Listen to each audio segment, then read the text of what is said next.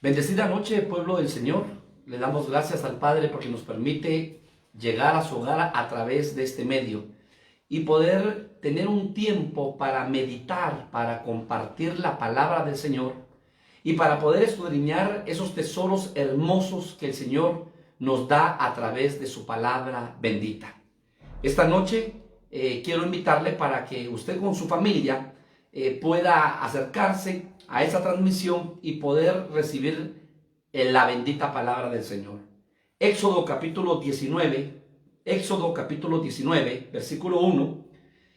Quiero esta noche, con la ayuda del Señor, enseñar acerca de la preparación para el tercer día, tomando como base Éxodo capítulo 19, versículo 1. Recordemos que este mes los ministros estamos compartiendo acerca del arrebatamiento de la iglesia amada. Y dice la palabra del Señor: en el mes tercero de la salida de los hijos de Israel de la tierra de Egipto, en el mismo día llegaron al desierto de Sinaí. Habían salido de Refidim y llegaron al desierto de Sinaí y acamparon en el desierto, y acampó allí Israel delante del monte. Y Moisés subió a Dios, y Jehová lo llamó desde el monte diciendo: así dirás a la casa de Jacob, y anunciarás a los hijos de Israel. Ahora acompáñeme por favor al versículo 8. Y todo el pueblo respondió a una y dijeron: lo que Jehová ha dicho haremos. Y Moisés refirió a Jehová las palabras del pueblo. Entonces Jehová dijo a Moisés: he aquí yo vengo a ti en una nube espesa, para que el pueblo oiga mientras yo hablo contigo, y también para que te crean para siempre.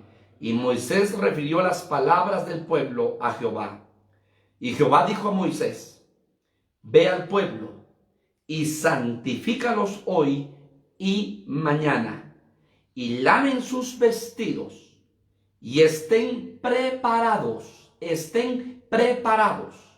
para el día tercero, porque al tercer día Jehová descenderá a ojo de todo el pueblo sobre el monte de Sinaí.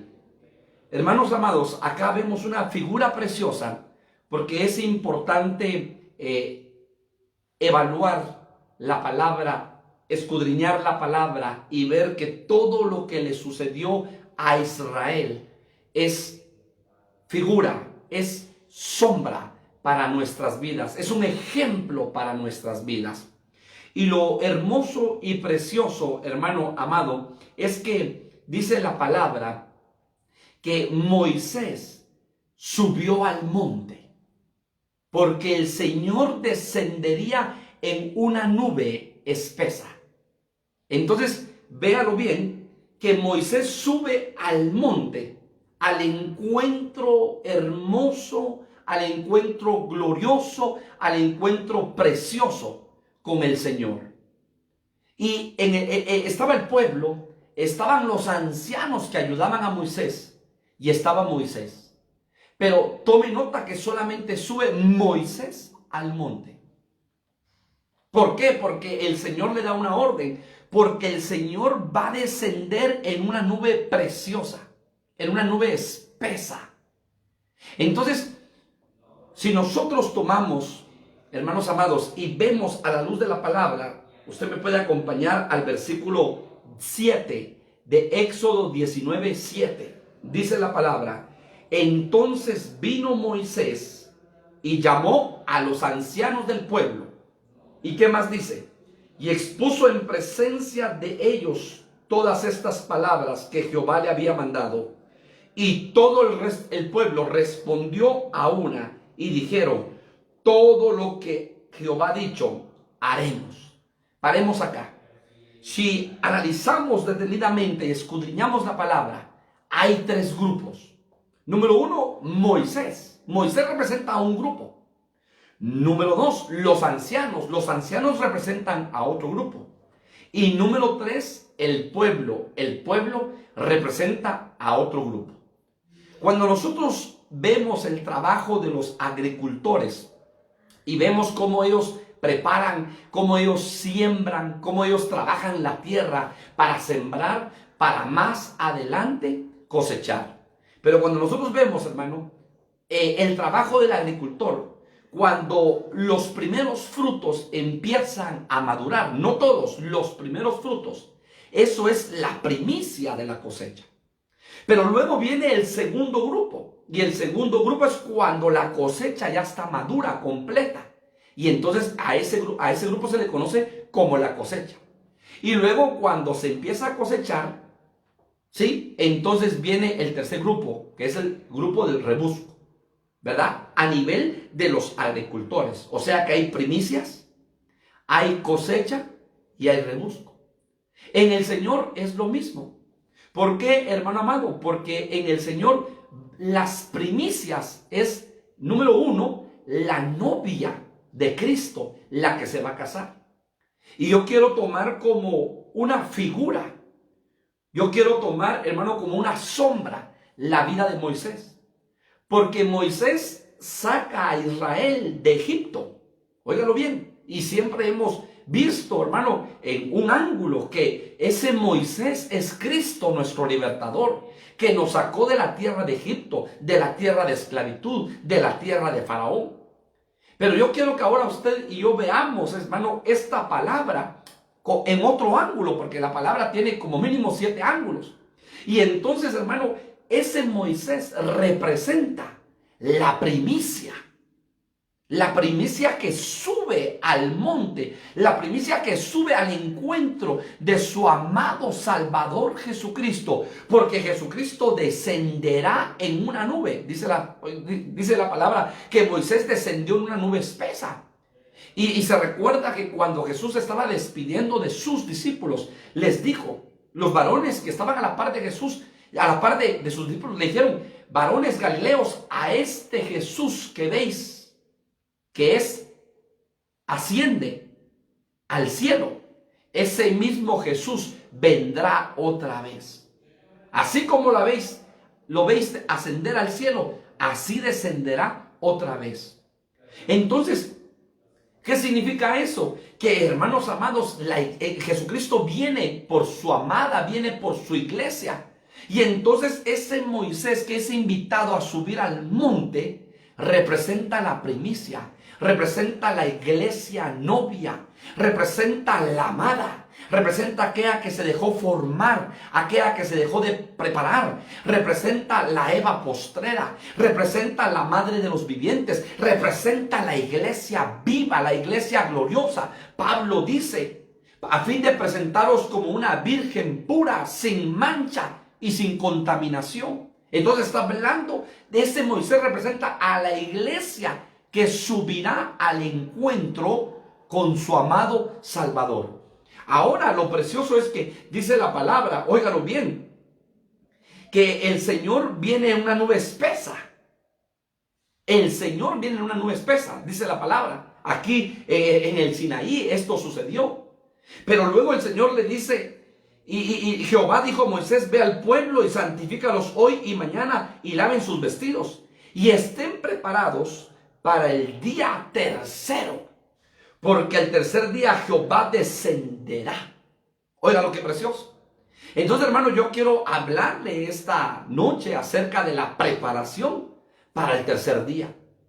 ¿Por qué? Porque, hermanos amados, la palabra nos deja ver muchos ejemplos, muchas figuras acerca del tercer día. Y lo hermoso y lo precioso es, hermanos amados, que encontramos tesoros preciosos en la palabra sobre lo que sucedió en el tercer día. Y entonces hay una instrucción clara y precisa. Acompáñeme ahí al versículo 19-15. Dice la palabra, y dijo al pueblo, estad preparados el tercer día.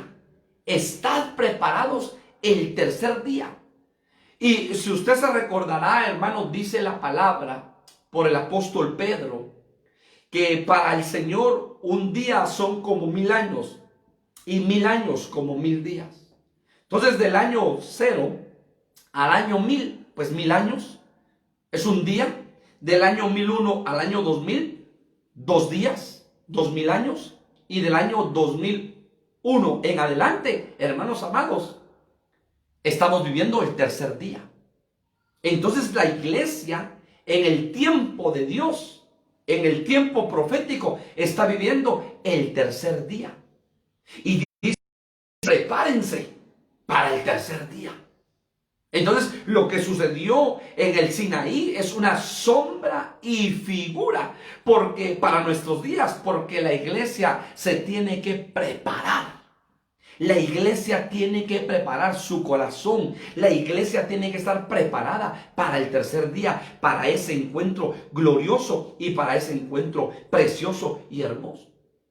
Y entonces dice la palabra en Oseas capítulo 6, por favor, si usted me acompaña a Oseas capítulo 6.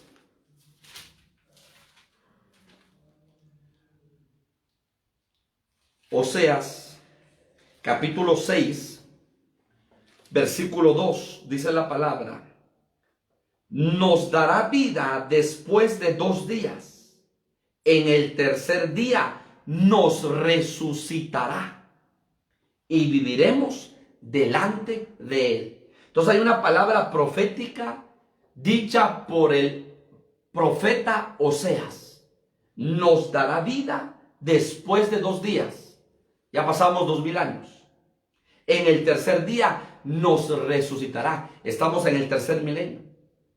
En el tercer día nos resucitará. Entonces la iglesia está esperando esa venida preciosa en secreto, llamada parusía, ese aparecimiento en secreto de nuestro Señor y Salvador Jesucristo. Y qué tan importante que así como el Señor le habló a Moisés y le dijo: santificad al pueblo y prepárense para el tercer día. Ahora, hermano, nuestro postrer Moisés, que es Jesucristo, a través de la boca de los ministerios y a través de la palabra bendita, nos está dando un anuncio profético. Y el anuncio es: prepárense, prepárense para el tercer día. Porque, hermano, estamos viviendo en el tiempo final, en el tiempo final.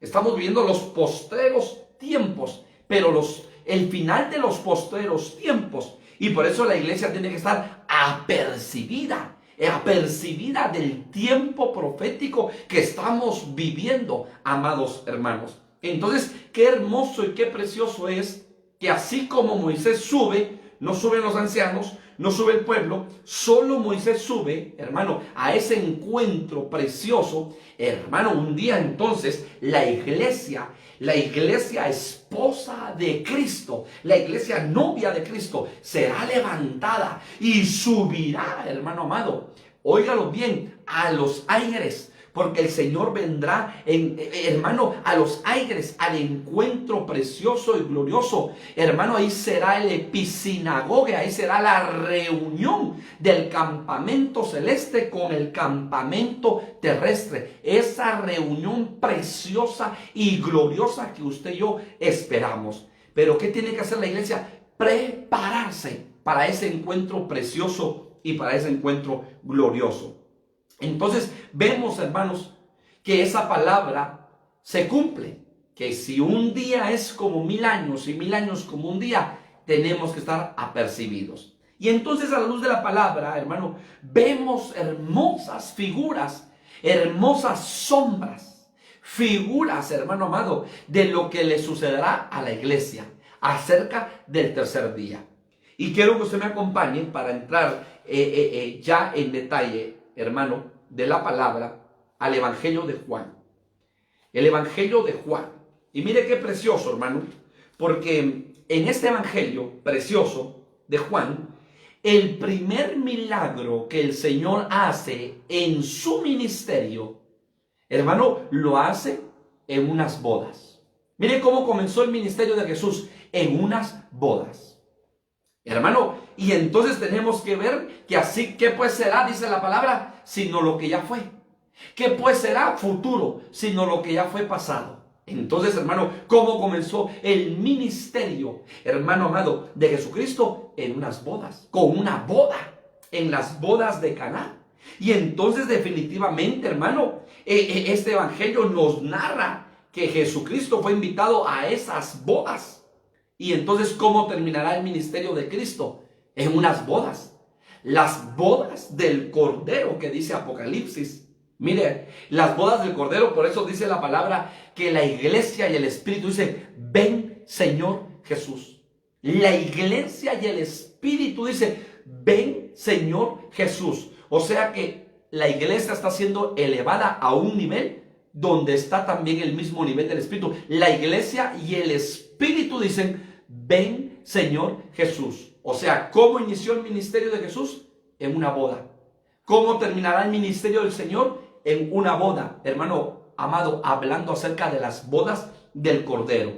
Y lo más hermoso y precioso es que en estas bodas hay 6 tinajas de piedra. Usted sabe que el número 6 representa la humanidad, representa el número de hombre. Y entonces, hermanos amados, Dios ha estado trabajando desde, hermanos amados, de que creó al hombre y desde que formó al hombre, ha estado trabajando con el hombre. Y hermano, cuando nosotros vemos, el Señor ha estado trabajando y formando al hombre. Y entonces esas 6 tinajas representan, hermano, al hombre, representan a la humanidad. Pero mire lo que quiere el Señor hacer en su vida y en mi vida. El Señor da la orden, llenad las tinajas de agua. Y usted sabe que la palabra tiene muchas figuras, pero una de las figuras es que el agua representa la palabra bendita del Señor. O sea que ahora somos llamados para que, hermano, nuestra vida sea llena de agua, sea llena del conocimiento de Dios, sea llena del agua que limpia, sea llena del agua de vida, sea llena, hermano, de esa agua preciosa que trae vida, que da vida. Y lo hermoso es que cuando entonces Jesús dice, ahora llevadlo al maestresala. Hermano, esa agua se convirtió en vino. El primer milagro de Cristo en su ministerio fue que esa agua se convirtió en vino. ¿Sabe qué representa eso? Que el Señor, hermano, lo que quiere es llenar al hombre de su palabra, para que esa palabra se convierta en vida, para que esa agua deje de ser agua y se pase y se convierta a otro nivel, que es el nivel del vino, es el nivel del gozo, es el nivel de la alegría, es el nivel de la felicidad, es el nivel del gozo pleno, hermano, porque el Señor quiere al hombre que se goce, que se deleite en su presencia, que se goce, que se deleite en su palabra. Y entonces vemos, hermanos amados, que ese milagro el Señor lo hace, pero ojo, lo hace al tercer día. Acompáñeme, Juan capítulo 2, versículo 1. Al tercer día se hicieron unas bodas en Caná de Galilea y estaban allí la madre de Jesús. Y fueron también invitados a las bodas Jesús y sus discípulos. Al tercer día que hubo bodas. Hermano, ¿qué va a haber al tercer día? El día del Señor, hermano amado, no hablando de la gran tribulación, no hablando cuando el Señor venga, hermano, con espada desenvainada, no. Hermano, al tercer día, en el tiempo de la iglesia y el Señor, ¿qué va a haber? Bodas, bodas. Por eso usted y yo tenemos que prepararnos para las bodas. ¿Se acuerda usted de aquella parábola de aquel hombre que entró a las bodas, pero dice que no estaba vestido, no estaba preparado para las bodas? Y entonces, hermano, llega el dueño de la fiesta y lo sacan y dice, ¿cómo entraste tú acá? Pero tú no traes, no estás vestido, no estás preparado. Sáquenlo. Hermano, entonces usted y yo nos tenemos que preparar para el tercer día, porque para el tercer día hay bodas. Le traigo una buena noticia, hay bodas, porque Jesucristo, hermano, prometió y Él cumplirá su palabra, porque Él no es hombre para que mienta, ni hijo de hombre para que se arrepienta. Voy pues a preparar lugar para vosotros, para que donde yo esté, vosotros también estéis, dijo Jesucristo. Entonces, ¿qué significa eso, hermano? Que Él va a preparar lugar. De hace 2000 años, hermano, ascendió y está sentado a la diestra del Padre, preparando una morada preciosa para su amada iglesia. Entonces, la iglesia, ¿qué tiene que hacer? La iglesia que está en esta tierra tiene que prepararse para esas bodas. Y lo que el Señor está haciendo en este tiempo con las tinajas que representan la humanidad es, dio la orden, llénenlas de agua. Por eso tu vida y mi vida tenemos que ser llenos de la palabra, llenos del conocimiento del Señor, llenos de su presencia, llenos del rema de Dios, hermano. Porque cuando tú y yo nos llenamos de agua, esa agua se va a convertir cuando esa palabra se hace vida, cuando esa palabra la pones en práctica, cuando esa palabra, hermano, es vida en tu vida, esa agua se convierte en vino. Entonces, ¿qué sucede al tercer día? Bodas. Las bodas de Caná es una sombra, es una figura de lo que va a suceder, hermano, de las bodas preciosas con Cristo Jesús, nuestro amado. Veamos qué más sucede en el tercer día, tomando sombras y figuras. Por favor, acompáñenme a Génesis 40. Génesis 40. Génesis 40, 20. Mira, aquí hay otra preciosa sombra, preciosa figura, hermano amado. De Génesis 40, 20.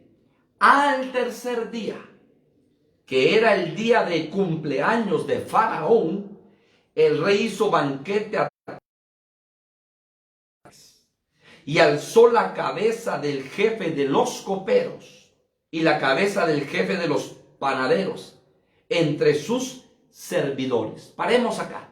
Usted sabe, hermano, la historia de José. ¿Qué pasó con José? José fue vendido por sus hermanos. Hermano amado, José fue a trabajar a la casa de Potifar, el faraón. José es acosado por la esposa de Potifar. José no solamente es acosado, hermano, sino hay falso testimonio en contra de él. Y entonces a José lo meten a la cárcel. Óigalo bien, lo meten a la cárcel. Pero en la cárcel hay dos varones. Uno que había trabajado de copero en el palacio del rey y otro que había trabajado de panadero en el palacio del rey. ¿Sabe qué es lo más tremendo? Que ese José representa a Cristo y que esa cárcel representa el mundo. Y óigalo bien, hermano, hablando desde una figura, desde un ángulo, hay dos grupos. Los vencedores a tiempo y los vencedores fuera de tiempo. Y entonces el copero representa a los vencedores a tiempo. Y el panero representa a los vencedores fuera de tiempo. Y entonces cada uno de ellos tiene un sueño diferente. Y José por el Espíritu recibe la interpretación y le da la interpretación al copero y le dice, de aquí a 3 días serás sacado de la cárcel y serás restituido en tu puesto. Y al panero le dice, de aquí a 3 días serás sacado de la cárcel y se te cortará la cabeza. Y entonces ahora usted y yo estamos leyendo Génesis 40, 20. Al tercer día, mire lo que va a suceder en el tercer día, desde esta figura, desde esta sombra, que era el día del cumpleaños de Faraón. El rey hizo banquete a todos sus sirvientes y alzó la cabeza del jefe de los coperos y la cabeza del jefe de los panaderos entre sus servidores e hizo volver a su oficio al jefe de los coperos, lo restituyó y dio la copa en mano de Faraón, mas hizo ahorcar al jefe de los panaderos como lo había interpretado José. Y el jefe de los coperos, óigalo esto, óigalo bien, no se acordó de José. Entonces, hermano, ¿qué sucede acá? Son sacados los dos de la cárcel, Solo que uno es sacado para el palacio del rey, para el palacio del faraón, y el otro es sacado, hermano amado, para cortarle la cabeza. ¿Qué veo yo en estas dos figuras? Que entonces, hermano, el copero representa el grupo de los vencedores a tiempo, que van a ser sacados, hermano, de esta cárcel que representa el mundo y van a ser llevados al palacio del rey. Es la iglesia novia que será arrebatada, que será llevada. Pero ¿qué va a suceder con el otro grupo? El grupo de los panaderos. Dice la palabra, hermano amado, que le cortaron la cabeza. Y ese es el grupo de los vencedores, no a tiempo, sino fuera de tiempo. Y usted sabe lo que dice la palabra en Apocalipsis capítulo 7, versículo 14. ¿Quiénes son estos?, preguntó Juan al anciano. Y le dijeron, estos son todos aquellos, ¿sí? Son todos aquellos que limpiaron sus vestiduras en la gran tribulación. ¿Qué representa eso? Son todos aquellos, hermanos amados, que van a pasar por un proceso de horno encendido 7 veces. Son todos aquellos que van a, hermano amado, a ser limpiados y van a dar la talla porque son salvos, van a dar la talla, son vencedores, pero van a dar la talla en la gran tribulación. Hermano amado, donde dice la palabra que el que quiera ganar su vida la perderá y el que pierda su vida la ganará. ¿Eso qué representa? Figura de los paneros, los vencedores fuera de tiempo. Y ahora el hermano profundiza un poquito más. Los coperos, ¿sabe qué significa? Hermano, son aquellos que tienen vino, son aquellos que sirven el vino, son aquellos que esa palabra la ponen en práctica, son aquellos que la palabra la viven, son aquellos, hermano, que la palabra, hermano, un versículo de la palabra los bendice y les da vida. Un versículo de la palabra lo viven, hermano, lo ponen en práctica. Son los coperos. Porque el vino representa gozo. El gozo del Señor es mi fortaleza. El vino representa vida. Cuando ministramos la sangre, la cena del Señor, el vino representa vida y el pan representa muerte, porque el pan representa el cuerpo de Cristo. Pero ¿quiénes son esos panaderos? Son aquellos, hermanos, que llenaron su cabeza de conocimiento, pero no pusieron en práctica la palabra. Son todos aquellos, hermanos, que, óigalo bien, conocimiento, pero Santiago dice ser hacedores de la palabra y no solamente oidores. Claro, hay que conocer la palabra, hay que escudriñar la palabra, hay que amar la palabra, hermano amado, pero lo más importante es que vivir la palabra. Aquel que oye la palabra y la pone en práctica, la compararé con aquel hombre que edificó su casa sobre la roca. Hay una parábola que Jesús dijo acerca de los cimientos. Edificó su casa sobre la roca. Vino tempestad, vino tormenta, hermano. Óigalo bien, vino río desbordado y la casa no cayó porque la casa permanecía sobre la roca. ¿Sabe qué representa eso? Representa el grupo de hombres, coperos, hermano, que ponen la palabra en práctica, que la oyen, que se gozan, que la viven. Pero los paneros son aquellos que edifican su casa sobre la arena, a la orilla del mar. Y entonces cuando viene la tormenta, cuando viene la tempestad, hermano, automáticamente se cae la casa. Eso que representa, hermano, son aquellos que solamente quieren conocimiento, pero no ponen en práctica la palabra. Y el Señor, hermano, a nosotros nos llama a que pongamos en práctica la palabra y que seamos hacedores de la palabra y no solamente oidores. Mire qué precioso. Pero, hermano, hay otra figura preciosa, otra sombra. ¿Qué fue lo que le pasó a una jovencita que había perdido padre, había perdido madre? Óigalo bien, era una jovencita huérfana. Y viene entonces ahora su tío. Y entonces, hermano, su tío la acepta, la recibe en su casa, le apoya. Pero cuando oyen el edicto del rey que anda buscando dentro de todas las doncellas y vírgenes, porque la reina Vasti fue desechada por desobediencia, porque no obedeció al rey. Y todo ahora va a haber un concurso, hermanos amados. Y entonces Mardoqueo la prepara y le dice: Esther, es necesario llevarte al palacio y que te preparen. Y entonces Esther es llevada al palacio, es entregada a un eunuco que se llama Hegai. Hegai la recibe y empieza a trabajar en Esther. Esther halló gracia delante de Hegai. Y empieza a trabajar y a trabajar y a trabajar en Esther. De tal manera que le enseña modales, le enseña a caminar, le enseña a comer porque está en el palacio del rey. Y hermano, le da un tiempo para que esté en perfumes aromáticos y un tiempo para que esté en mirra y la prepara y la pone bella y hermosa. Y el día, hermano, del desfile, se presentan todas las vírgenes, todas las doncellas delante del rey. Pero dice que Esther era hermosa y el rey fijó su mirada en Esther y se enamoró de Esther y la escogió como reina. Y usted sabe que Esther es figura de la iglesia. Porque, hermano, estaba Vasti, que era Israel. Pero a los suyos vino y los suyos no le recibieron. Por cuanto a los que le creyeron, les dio el derecho y la potestad de ser llamados hijos de Dios.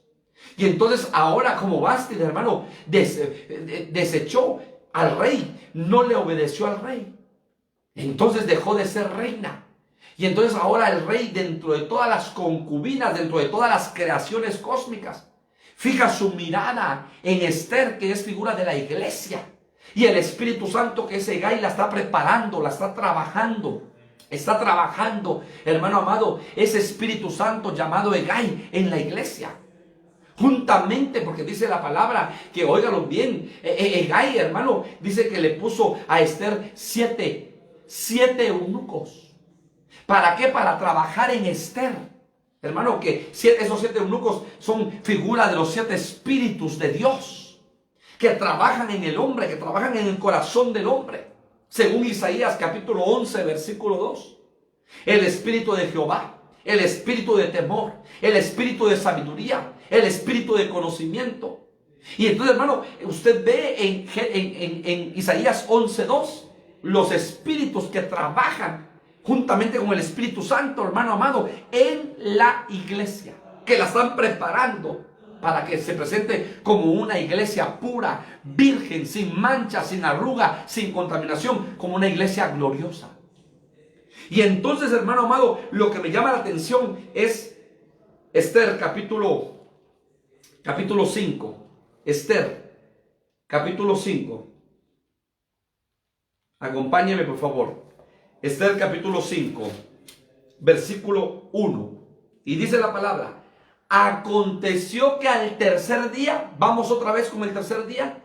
Aconteció que al tercer día se vistió Esther de su vestido real. Óigalo bien, se vistió Esther de su vestido real.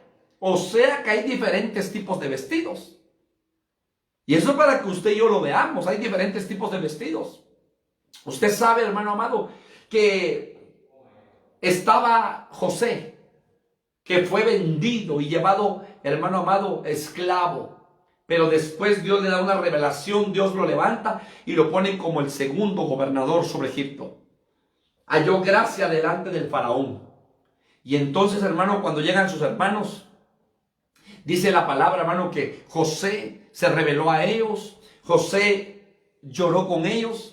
Pero lo hermoso es que de a todos sus hermanos, porque usted sabe que Jacob tuvo 12 hijos varones, pero de esos 12 hijos varones solamente Benjamín era hermano de carne y sangre de José.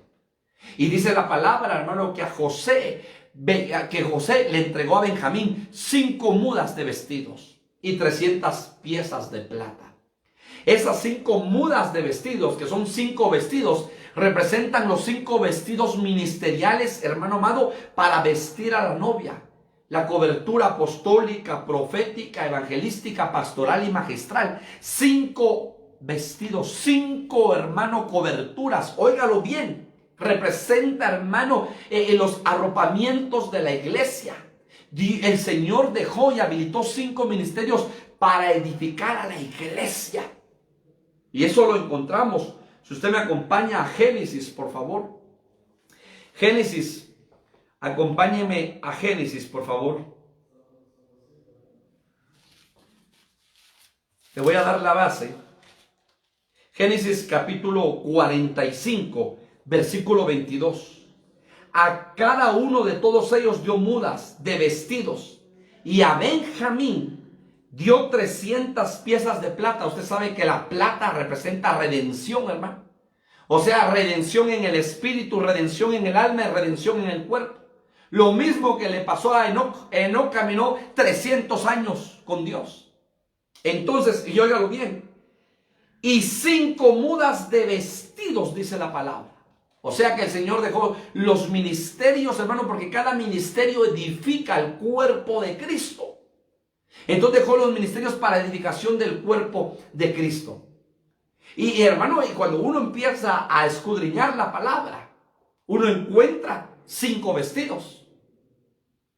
Porque usted está leyendo juntamente conmigo en Esther capítulo 5, versículo 1. Aconteció que al tercer día se vistió Esther su vestido real. O sea que Esther, la reina del rey Asuero, se pone el vestido real. Pero quiere decir, hermano, si hay 5 vestidos, hay 5 coberturas ministeriales, quiere decir que hay 5 vestidos a la luz de la palabra. Y se los voy a dar así rápidamente. Número 1, el vestido nuevo. Y luego tenemos el vestido nuevo cuando el padre del pródigo le dice a sus sirvientes: saquen el mejor vestido, el vestido nuevo, dice una versión, y désenlo y pónganselo. Entonces, eso lo encontramos en Lucas 15, 22, para que usted lo anote y lo lea en su casa. Vestido nuevo, número 1. Luego está el vestido de guerra. Óigalo bien, vestido de guerra. Que dice Efesios capítulo 6, versículo 11. Vestíos de toda la armadura de Dios, para que podáis resistir en el día malo. ¿Y qué significa eso? Es el vestido de guerra, el vestido de batalla. O sea que la iglesia no solamente se pone vestido nuevo, sino que se pone vestido de guerra. Pero hay otro vestido. Ese vestido es el vestido sacerdotal. Y ese vestido sacerdotal era únicamente para los sacerdotes. ¿Y qué dice Pedro? Vosotros sois real sacerdocio, nación santa. Entonces, hermano, tenemos una vestidura sacerdotal en nuestras vidas. Pero hay otro vestido. Es el vestido de la boda. ¿Por qué, hermano amado? Porque ese vestido es el vestido de la boda. Y ese vestido para la iglesia novia. Según la parábola de Mateo 22, 12. Acerca del vestido. Tú entraste a la boda, pero no vienes vestido para la boda. Así que fuera. Y el último vestido, el vestido real. ¿Y sabe cuál es ese vestido real, hermano? El vestido de la glorificación. Vestido real. Y entonces dice la palabra: y aconteció que al tercer día se vistió Esther su vestido real y entró en el patio interior de la casa del rey, enfrente del aposento del rey. Y estaba el rey sentado en su trono en el aposento real, enfrente de la puerta del aposento. Y cuando vio a la reina Esther que estaba en el patio, ella obtuvo gracia delante de sus ojos. Qué tan importante, hermano y amigo, es que hallemos gracia delante de los ojos del Señor.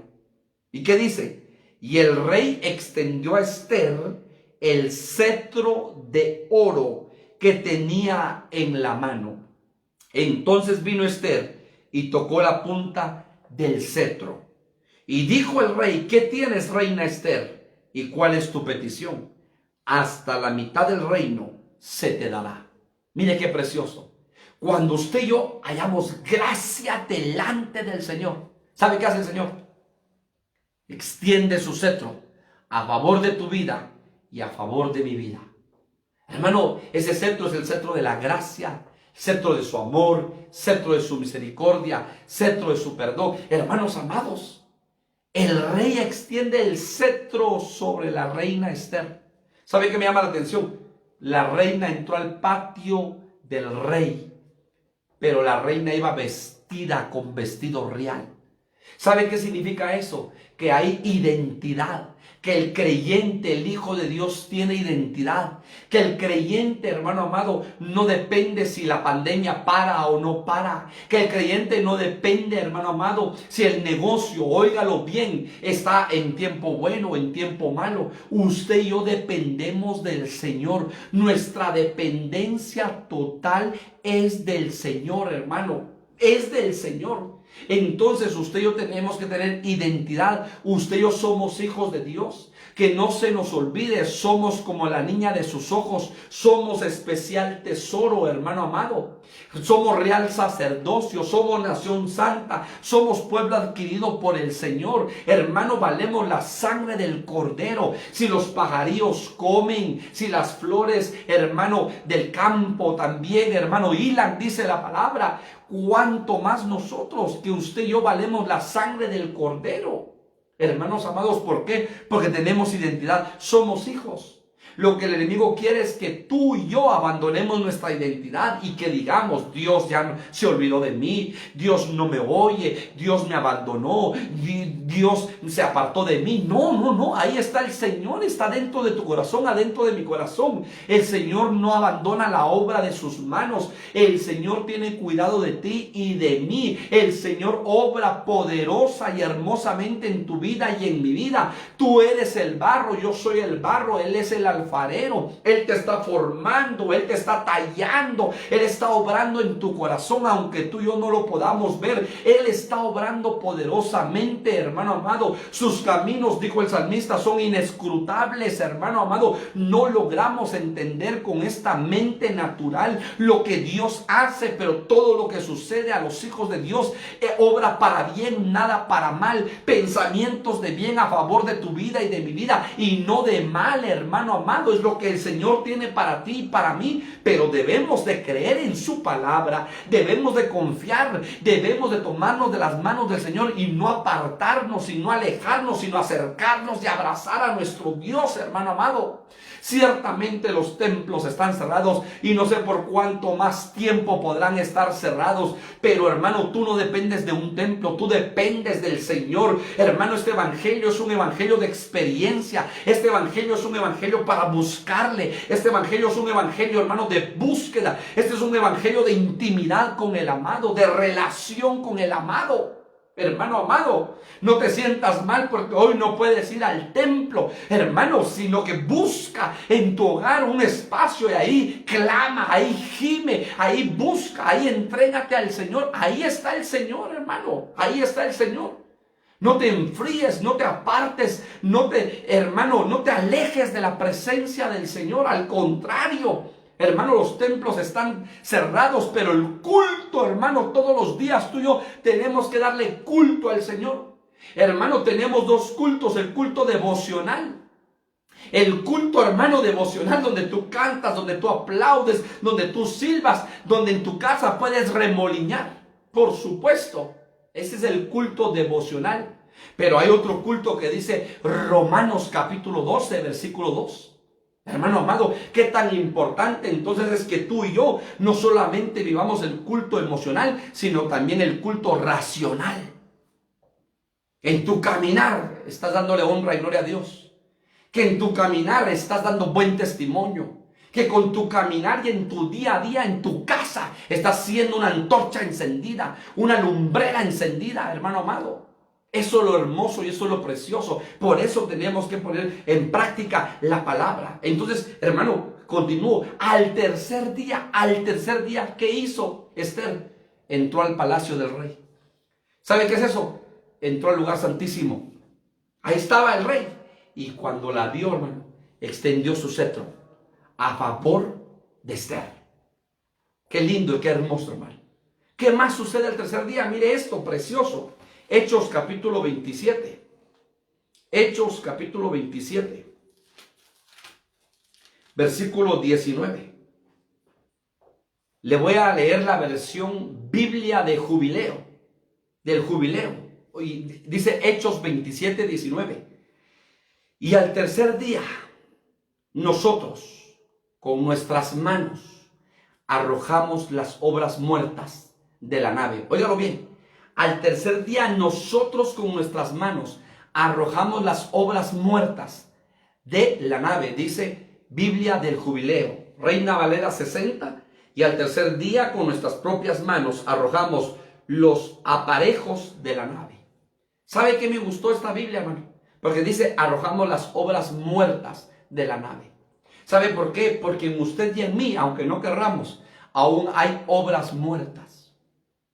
Y ¿sabe, hermano, qué tenemos que hacer? Sacar toda obra muerta que no le agrada al Señor.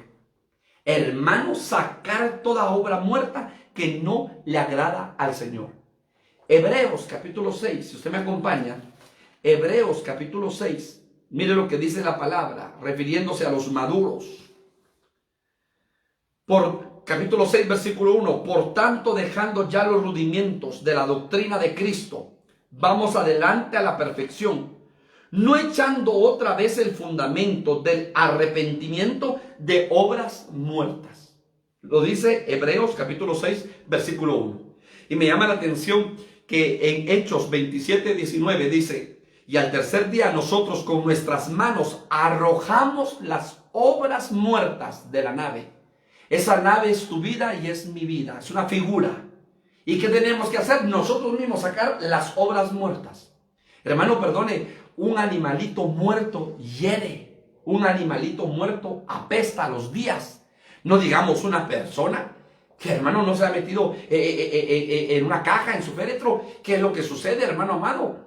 Un féretro hiere. ¿Pero por qué? Porque ya tiene días de estar ahí, muerto. Entonces, hermano, óigalo bien, el Señor lo que quiere es que saquemos todo aquello muerto de nuestra vida, todo aquello que no le agrada de nosotros.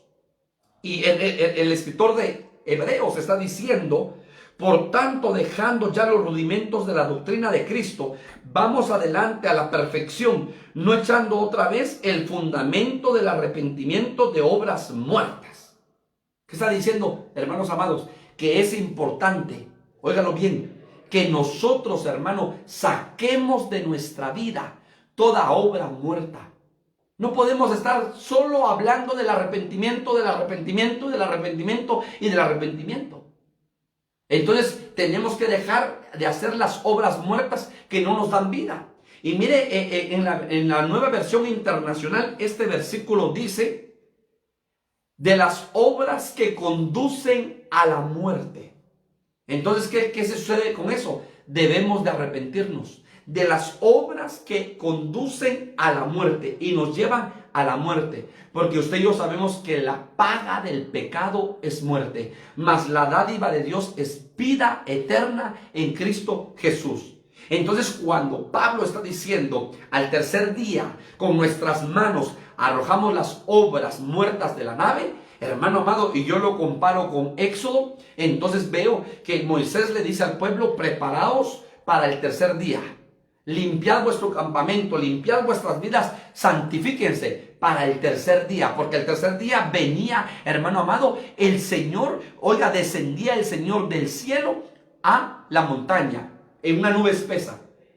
Entonces, ¿qué significa eso, hermano? Que nosotros tenemos que prepararnos y sacar toda obra muerta que no le agrada al Señor y estar preparados para ese día, para ese encuentro glorioso, para ese, hermano, arrebatamiento que el Señor va a hacer con nosotros. Y esas obras muertas son acciones que ofenden al Señor y que no le agradan en nuestro caminar ni en nuestra vida al Señor. Qué tan importante es que al tercer día, dijo el apóstol Pablo, al tercer día, nosotros con nuestras manos, ¿sabe de qué habla las manos de trabajo? ¿Sabe de qué habla las manos de obras? Entonces tenemos que obrar en nuestra vida, hermano, y sacar todo aquello. Es abrir nuestro corazón, es meter la estaca a nuestro corazón, hermano, y sacar, escarbar y sacar todo aquello que no le agrada y sacarlo por ministración y hermano, confesar nuestro pecado, porque dice la palabra que el que confesare su pecado y se apartare alcanzará misericordia. Y hermano, veo otro día, el tercer día, Primera de Corintios 15:4, precioso, y con esto termino, Primera de Corintios 15:4, y dice la palabra, Primera de Corintios 15:4, y que fue sepultado y que resucitó al tercer día conforme a las Escrituras.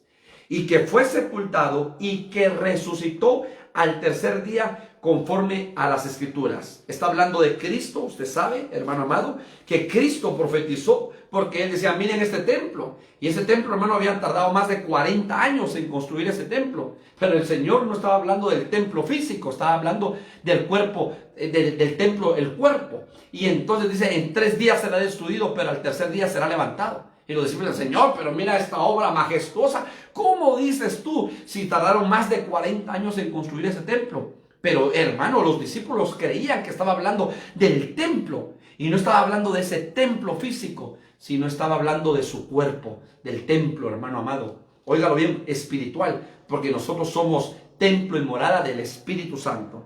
Entonces ahora dice Lucas capítulo 24, versículo 46. Óigalo bien, Lucas 24, 46. Y les dijo, así está escrito, y así fue necesario que Cristo padeciese y resucitase de los muertos al tercer día.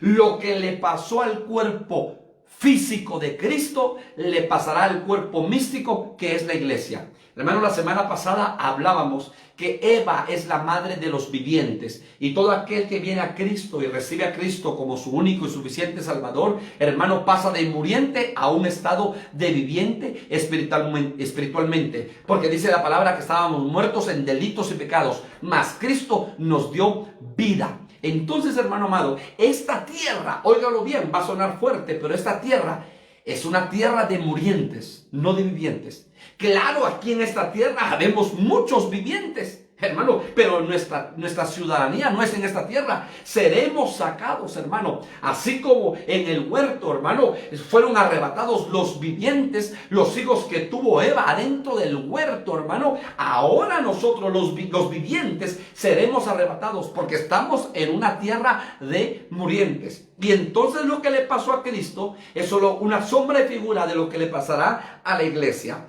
Y les dijo, así está escrito y así fue necesario, que el Cristo padeciese y resucitase de los muertos. Óigalo bien, saliese de esta tierra de muertos al tercer día. Está hablando, hermano, claro, del sepulcro, de todos los muertos, de los que ya durmieron en Cristo, de los que durmieron sin Cristo, claro. Pero oiga, resucitarse de los muertos, lo mismo le va a pasar a la iglesia. Al tercer día será levantada con poder y con gloria. ¿Sabe qué es lo más hermoso? Que estamos viviendo el tercer día, el inicio del tercer día, hermano amado. Preparémonos para ese encuentro glorioso y precioso con el Cristo de la gloria.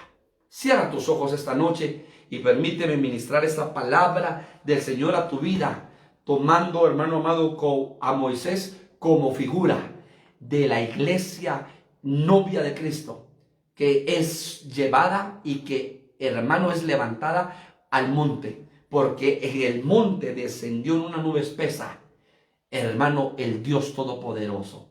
Y lo mismo nos va a suceder a nosotros. Preparémonos, hermano, porque estamos viviendo el tercer día.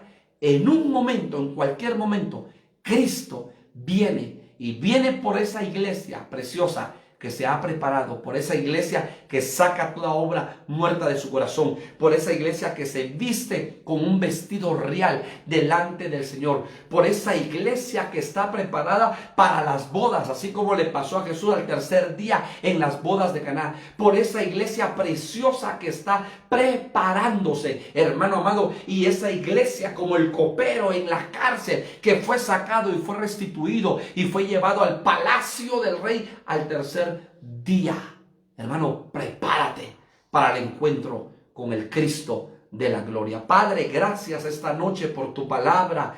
Gracias por tu fidelidad, gracias por hablarnos en tiempo y fuera de tiempo. Que tu palabra ministre cada corazón, que tu palabra ministre cada vida, que tu palabra llene, que tu palabra, Padre, nos limpie, que tu palabra nos purifique. Gracias, Padre bendito, porque esta palabra se ha cumplido y se seguirá cumpliendo, porque es la palabra profética más segura, que es como una antorcha que alumbra en medio de la oscuridad.